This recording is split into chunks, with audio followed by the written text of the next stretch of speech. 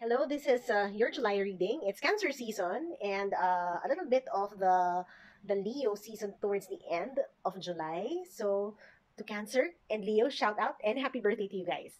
Pisces, this is kind of hard for me kasi may potential problems that can arise, especially when it comes to your health. Um, you have to be very vigilant already with all the medicines, the lifestyle, your diet, with what you're eating, di ba? There can be that. Yun yung isang situation na nakikita ko for you, Pisces. And then, also, dahil doon, parang you are already starting to point fingers on other people. Parang, ikaw kasi kasalanan mo kasi, di ba? So, try natin i-avoid yung mga yon.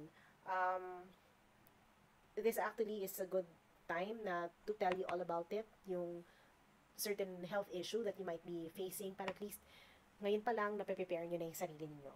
Um, good side of it naman, the good side of July for you, Pisces, is that something important, probably something new, a job opportunity, uh, anything that has to do with resources and adding resources and being abundant when it comes to your finances, pumapasok siya ngayon this July for you, Pisces. So, yun lang.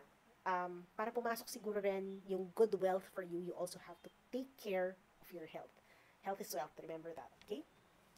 So this has been your reading for the month of July.